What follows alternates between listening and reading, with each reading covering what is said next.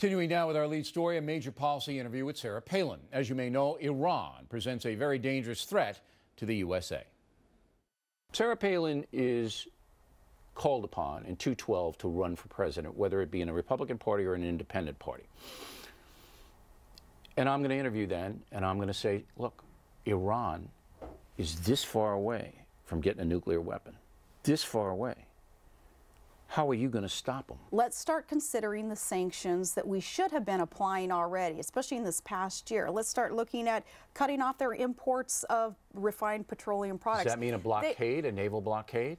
We need to at least be willing to do such a thing and discuss it with our allies. And we need to be working closely with France and Britain, our other allies whom we can count on. But they're already on board. The primary... They're on board with what, though? What we're not discussing is some of these sanctions. They're on board with economic sanctions against Iran. Do you know the country that isn't on board that's causing all the trouble here? Well, we have to question Russia's commitment to all of this also. Russia is the problem. Right. If Russia will not stop gas going in, the embargo means nothing. Putin's saying, look, I'm not helping you out unless you give me sphere of influence in Eastern Europe. And Sarah Palin running for president says what? Well, we need to send that message that we are the superpower of the world, and it's not a conceit. How do you do that? By working closely with our other allies also, so that Putin sees what we're doing. He's got to care. Why? Because he's got relationships with these other countries also. We have to show the support for each one of our allies.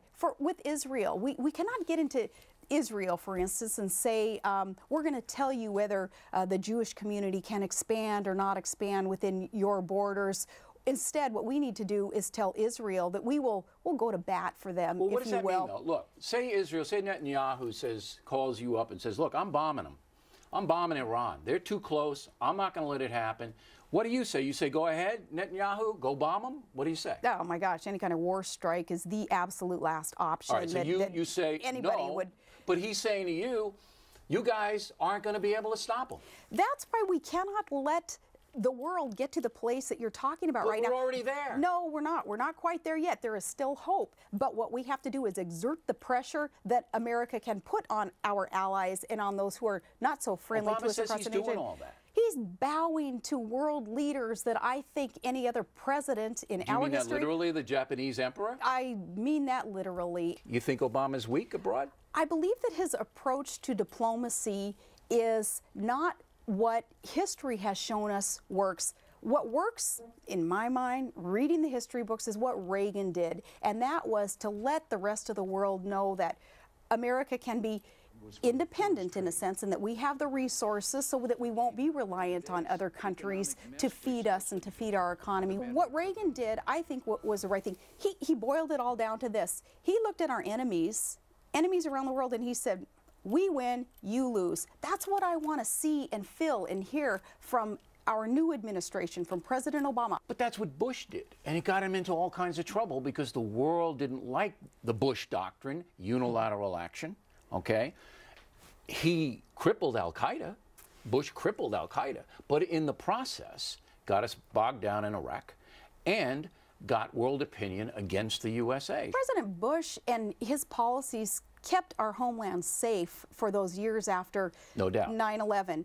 And I think we need to learn from some of the policies that he implemented there too. And I would like to see President Obama acknowledge that Bush was successful in that arena. No, he's never going to do that. What I would like us to see is a shift from this 9/10 policy that it seems that Obama perhaps is embracing, and we start looking more at the 9/12 policies. Well, that's what you would do. That's what I would do. But Obama isn't going to do that unless he's forced to do it. Afghanistan, the U.S. ambassador says, don't send in the 40,000 troops. This is such a corrupt place. Obama doesn't really know what to do at this point. We think he's going to send some troops in, but he's been, what, 16, 17 weeks now.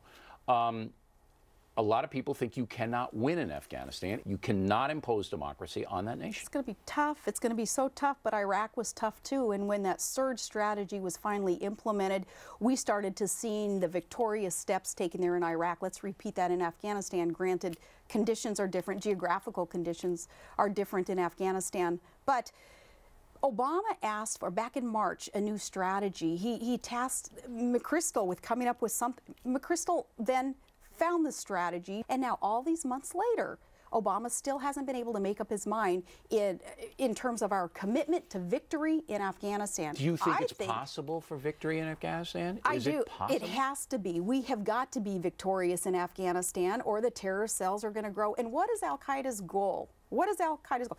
Growing those terrorist cells so they can come and destroy America. That's what Al-Qaeda is for that. But if you have a corrupt Afghan government that the people don't support, no matter how many troops you send in there, it isn't going to work. That's the problem in Afghanistan. Well, the Karzai government, a bunch of corrupt people. Karzai is an imperfect leader. Every world leader is. We need to be working with him. We have no choice. We have got to win in Afghanistan. We have to send in the reinforcements. And I say this as a mom of an infantryman who could ultimately end up over there, which scares me. Of course, I know that for the future of our world, we've got to get rid of the terrorists over there and not allow those cells to grow. On that note, the Al-Qaeda leadership's still hiding in Pakistan. Do you go in and get them? There's some encouraging steps taken there in Pakistan where internally they're cracking down on the terrorists within. That's some progress that we had been hoping for quite some time. So that's encouraging. China. We can't do anything to China because they prop up our economy. They yelled at Obama when he went over there, the U.S. dollar going down the drain.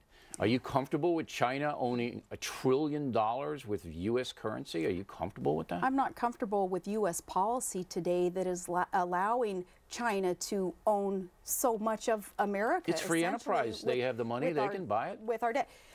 What isn't right about this, though, is that we're continuing to grow our debt, continuing to allow this situation that we're in where we're beholden to China and to others. We can't look at China and be blaming them right now for the problems that we're causing ourselves by spending too much money in growing government. Now on Monday, Sarah Palin will tell us whether she will lead a populist movement in America, perhaps a third party, in 2012.